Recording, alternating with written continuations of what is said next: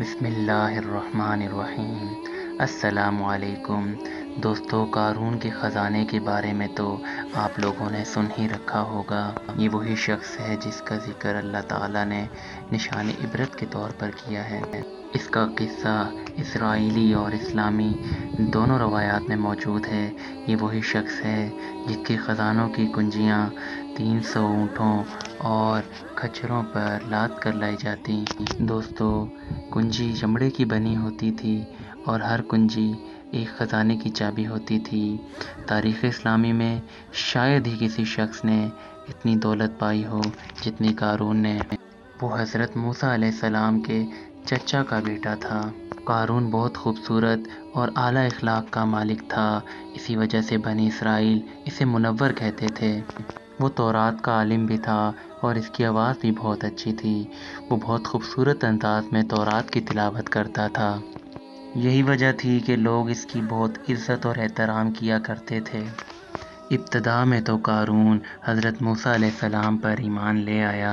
جب بنی اسرائیل کو غلامی سے آزادی ملی تو یہ بھی ان کے ساتھ مصر چھوڑ کر موعود کی سرزمین پر جا بسا۔ وہاں جا کر اچانک اس کے حالات بدلے۔ وہ دیکھتے ہی دیکھتے وہاں کا سب سے امیر ترین شخص بن گیا، جس کا ذکر قرآن پاک میں اللہ تعالیٰ نے کچھ یوں کیا ہے۔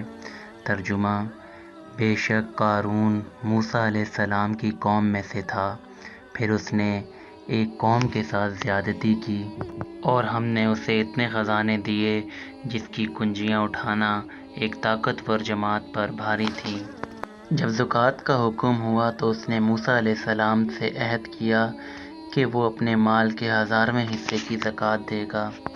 جب اس نے اپنے مال کا حساب لگایا تو ایک بہت بڑی رقم زکوٰۃ کے لیے نکلی، لہٰذا اس کے دل میں لالچ پیدا ہو گئی اور وہ زکوٰۃ کا بھی منکر ہو گیا۔ اس نے بنی اسرائیل میں سے اپنے حمایتی لوگوں کو جمع کیا اور ان سے کہا، دیکھو تو صحیح، موسیٰ نے ہم پر کتنے حکم کیے، ہم نے سب کی تعمیل کی، اب وہ ہم سے ہمارا مال بھی لینا چاہتا ہے۔ جاؤ فلاں فاحشہ عورت کو لے کر آؤ۔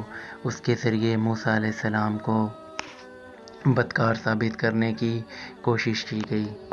اس نے یہ گندی چال چلتے ہوئے حضرت موسیٰ علیہ السلام کو بلایا اور پوچھا کہ یہ بتاؤ زنا کی کیا سزا ہونی چاہیے؟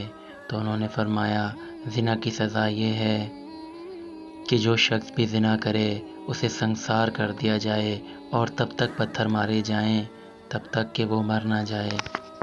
قارون نے پھر سے کہا کہ اگر آپ نے یہ کام کیا ہو تو آپ کی بھی یہی سزا ہوگی۔ حضرت موسیٰ علیہ السلام نے فرمایا، بالکل، چاہے میں نے کیا ہو میری بھی یہی سزا ہوگی۔ تو اس پر قارون نے کہا، دیکھیں ذرا، بنی اسرائیل کے کچھ لوگ آپ پر یہ الزام لگا رہے ہیں کہ آپ نے فلاں عورت کے ساتھ زنا کیا ہے۔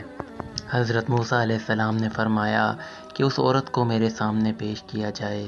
جب وہ عورت آئی تو آپ علیہ السلام نے فرمایا، اے عورت، قسم ہے تجھے اس پاک ذات کی جس نے دریا کو چیر کر فرعون کو غرق کیا اور عافیت والے لوگوں کو بچایا، بتا، سچ سچ بتا کہ واقعہ آخر کیا ہے۔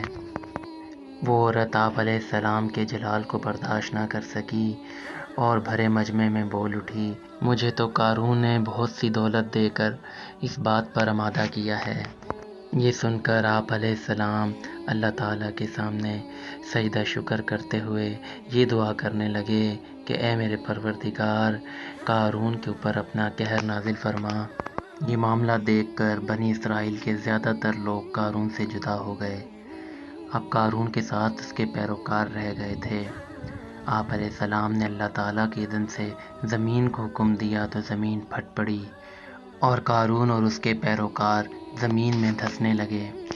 قارون، اس کا گھر اور اس کا تمام خزانہ زمین بوس ہو گیا۔ ان کے زمین میں نابود ہونے کے بعد زمین کا شگاف واپس بھر گیا۔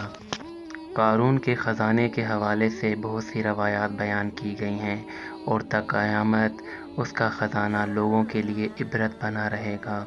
ویورز، امید کرتا ہوں کہ آپ کو یہ واقعہ پسند آیا ہوگا اور آپ نے اس سے یہ سیکھا ہوگا کہ دولت کی حرص اور لالچ بہت بری ہے۔ اللہ تعالیٰ عمل کی توفیق عطا فرمائے۔ اپنا بہت خیال رکھیں۔ ملتے ہیں ایک نئی ویڈیو کے ساتھ۔ السلام علیکم ورحمۃ اللہ وبرکاتہ۔